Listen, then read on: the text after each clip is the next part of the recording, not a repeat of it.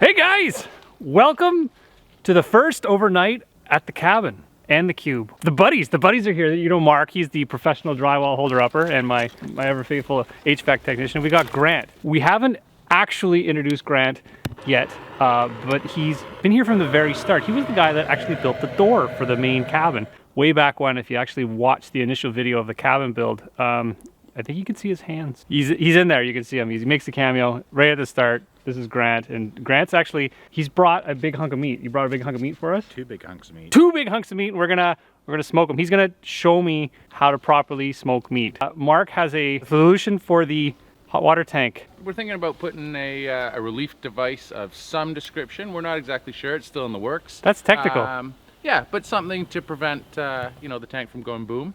And yeah, it's still in development, but it'll be creative.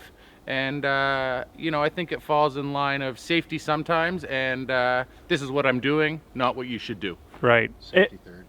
Safety third? Safety eventually, that's what I say. We got in our firebox, we got our nicely dried ash wood. We're gonna get that guy going good. Mark is going to tend to it. Grant and I are going to prepare the meat. You got that? Don't burn it down, Mark. Do my best.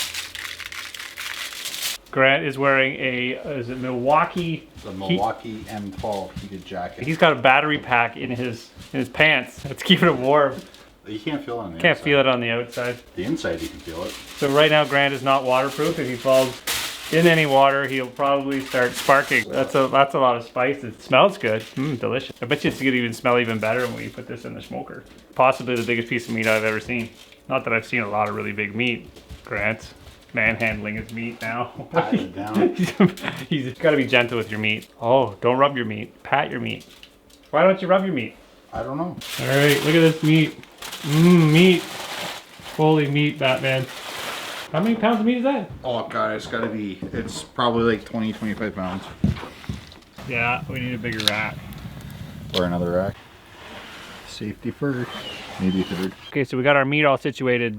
Grant's brought this fancy, got a probe, it's got Bluetooth. He's apparently gonna grab his iPad, and his iPad's gonna somehow sync up to this little probey thing, and it's gonna do something. Modern technology, modern self-reliance with all these gadgets. Napoleon AccuProbe. Gonna stick it in there. Oh, 175. Wrapping it down. Too much wood. Yeah, we gotta add the damper. It's too hot. What do we want to smoke it at? We're aiming for like 150 right now. 212. We gotta close that. I'd close the whole door. Okay, so while Grant figures out his technology, we're gonna go a little bit more primitive. We're gonna adjust this hot water tank so it doesn't explode. We're gonna add a relief valve and fire that up because I want some warm water. Just to explain what we're doing here, we're adding a valve, and then what we can do is, that was cool. That's the on position. So we're heating water, we're gonna allow the air to come out if it wants to, and when we want to pressurize the system, we can close the valve in order to have our pressurized system. So that's open, closed. We're just scratching the pipe here. We gotta clean our joints in order to solder. You didn't think you were working today, did you, Mark? It's never work when we're out here. That's right. You know what? When you got an off-grid, you kind of have to do a little bit every time. Otherwise, you end up killing like entire weekends just doing maintenance. It's always a good idea at your home is to drain your hot water tank every once, not drain it all completely. Maybe like empty a bucket? How much?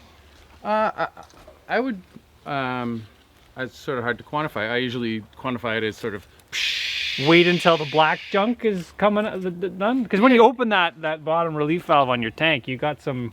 Well, you're clearing out all the sediment, and you know, it's amazing how gross the bottom of a hot water tank is. So it's a good idea to drain a little bit out of your tank whenever you remember. Yeah, whenever you remember is a good time. And there's another thing that sort of nobody knows that lives inside of a hot water tank, an anode, and it's embedded in the tank, so as like a sacrificial rod. So once a year, I think the manufacturer says you're meant to replace this anode to maintain warranty. So nobody knows about it. Nobody ever changes them. I've never changed mine. You've likely never changed yours. I thought the anode was only in electric tanks. No, every tank. Really? Yeah. Things I learned today. Yeah. In my experience. So nobody's ever. I'm sure there's somebody out there that's going to say, no, not every tank, but every tank that I've come across. Well, that's a gas. got a This is a sacrificial gas anode. tank, and it's got a sacrificial anode in there. Yeah. Huh. So you can replace them. You can buy them at Home Hardware. Really? Yeah. Okay. Just remember, again, relieve the pressure. That's what it seems. The theme of theme of the job. The day. Yeah. All right. So we got to. Oh, I got to scratch. I've been slacking. Hang on. I got to scratch. Do I have a special tool for this? They don't always clean really good. These ones. Mark, do you flux the inside and the outside of your pipe? Yep. Always with plumbing. Really? Yep. You told me you told me like a couple months ago. Oh, sorry. Flux. No, you're right. Yes. Only flux male sides. Oh. So you flex the male side of the pipe, from what I understand, because you, when you push the fitting on, you want to try to make sure that you keep as little flux out of the stream of water. Because it's not tasty. I think it's a little bit not tasty, and a little bit has to do with some corrosion and/or drawing of solder through the joints. No, clean both sides. Yeah. Flux only the male side.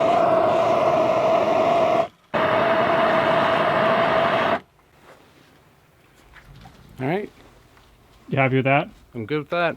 All right. Safety Officer Mark has installed our pressure relief valve. All right, let's let it fire. The story on this little bad boy here. This is my go-kart from my childhood. I saved up all my money one summer and I bought this guy in the fall. This is a dingo, and it's made by a company called Manco, and I probably bought it nearly 20 years ago. I just replaced the engine. It had a Briggs & Stratton on there. I got a Honda GX 160 on there, and it's good for booting around the bush. It doesn't have much ground clearance. As long as you don't hit a stump, you're pretty good. Yeah, maintain your stuff. Change your oil. Things last a long time. We're in the process of having a discussion on which way a tree is leaning. Can you trust your buddies? Which way the tree's gonna lean? The bark is coming off. Grant thinks it's leaning. Which way you think it's leaning? I think it's gonna go to the He pond. thinks it's leaning towards the pond.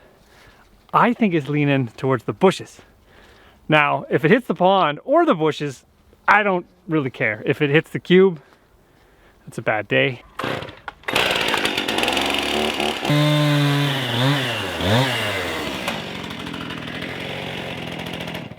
It's going.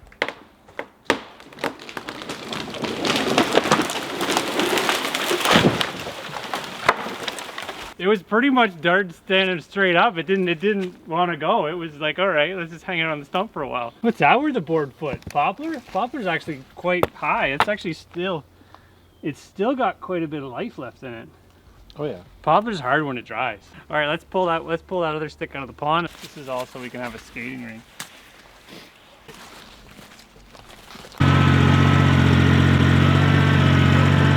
We've been having difficulty with our technology. What is it saying? It's saying 54 Fahrenheit. It's got to be more than 54 And the Fahrenheit. ambient temperature and the meat is saying the same temperature. All the temperatures.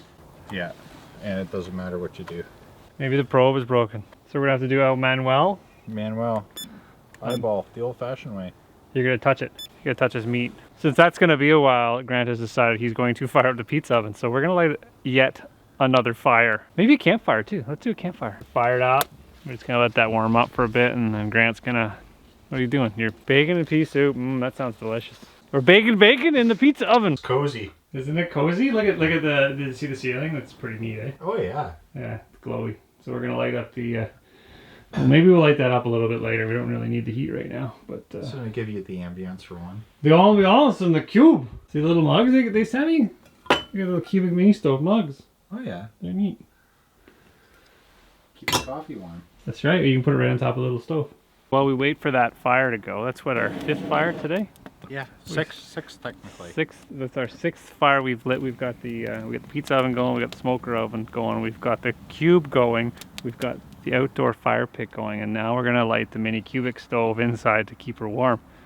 That's a lot of fires. Did we miss a fire? Oh, the hot water tank too. So we've got all the fires going. We gotta let this burn down to coals. We're gonna cook some burgers.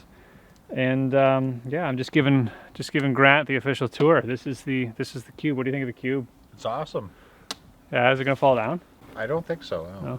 It took a hit from a tree branch, so. I did. I filmed that, and we can actually look at that. We took a hit, and we mitigated the other tree. It kind of, yeah, it won't be pooping branches on my cube anymore. That's for sure. We just got to worry about that elm tree.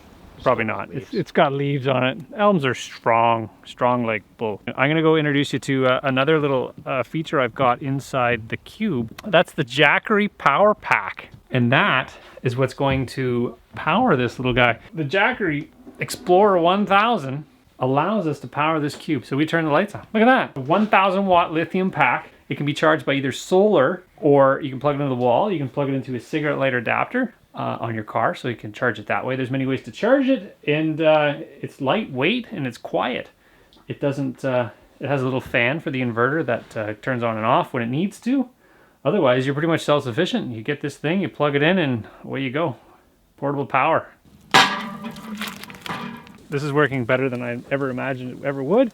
We've got our burgers cooking, we've got our bacon cooking. I'm going to, Grant's gonna take care of that because he's better at cooking. Anybody's better at cooking than me. I'm going to warm up the cube because, as you guys all know, this is the first night at the cube. So let's fire up the mini cubic stove. What's great about this stove is that it's small. It takes tiny little wood. Where's my torch? Look at that, it looks delicious. Uh-oh. She's on a little sign. More bacon. I'd eat it still.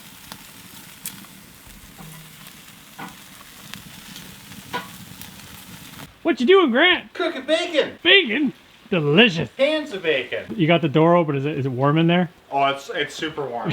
Especially with my Android jacket. Oh, yeah. He's gonna check the smoker one last time. All right, guys, we're losing light. I think Grant added some more wood to the smoker. There's smoke coming out of everywhere now. You see that? I'm not sure where's the official plan. That might actually be steam. I don't know. It is pretty cool out here. So, yeah, this thing's gonna go overnight. As you can see, it's getting dark out here. That's probably steam. I don't know. Hopefully we don't have a footage of this thing burning down. We're gonna check this in the morning. Hopefully it's still standing. What stage is it at now? It's glowing. It's glowing? It's glowing. Okay. So the smoker, we smoked it how many hours? We smoked it for like 5 hours, and now we're on bringing the meat up to the temperature so it's cooked through fully. And so how long do we got to keep it up to temperature for? it's going to be a guessing game at this point in time because the meat thermometer is not working properly. Right.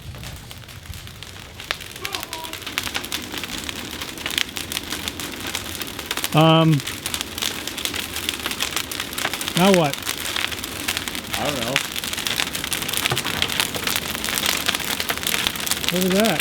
The meat thermometer. I'll start going back to Home Depot. Are you sure? You can start shoveling something on here. You go.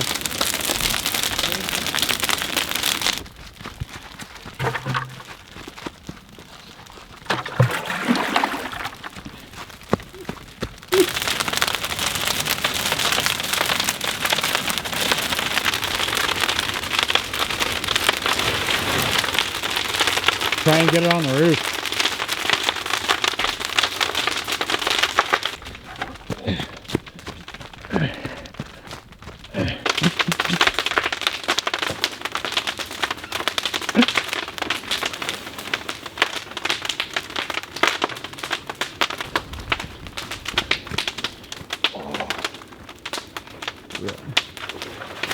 Up top.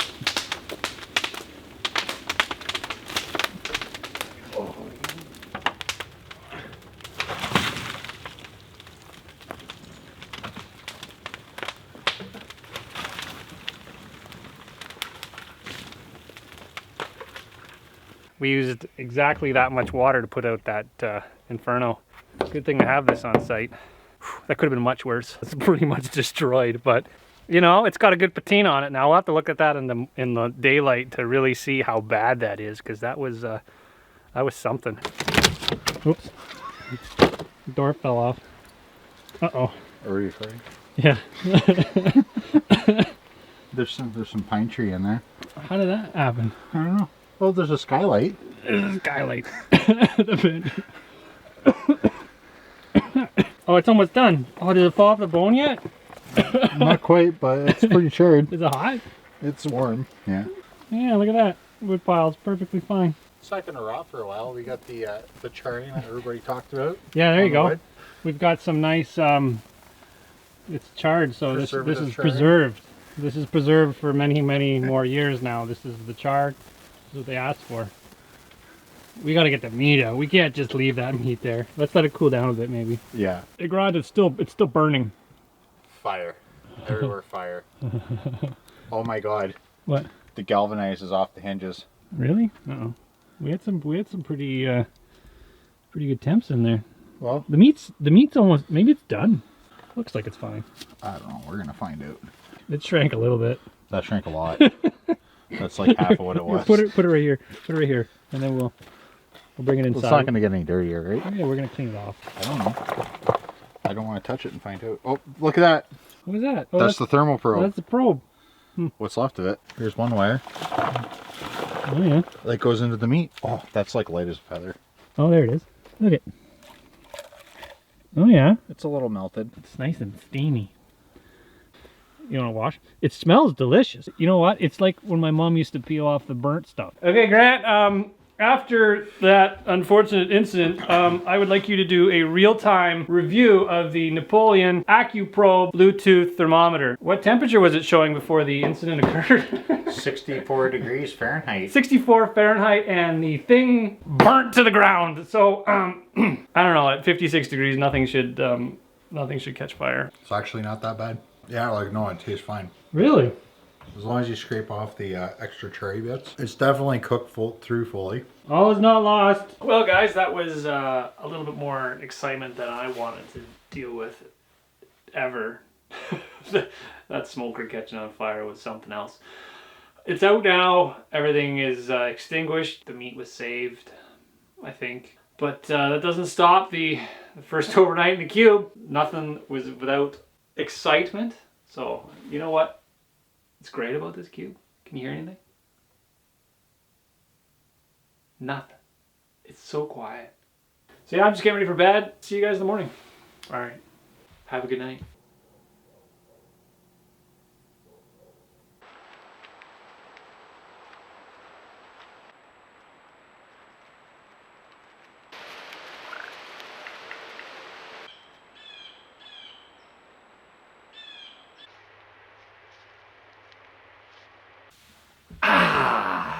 Egg sandwich time. Let's see if we can put one together on the mini cubic stove and a tiny little frying pan to get our day started. That was interesting. It was talking on camera right in the morning.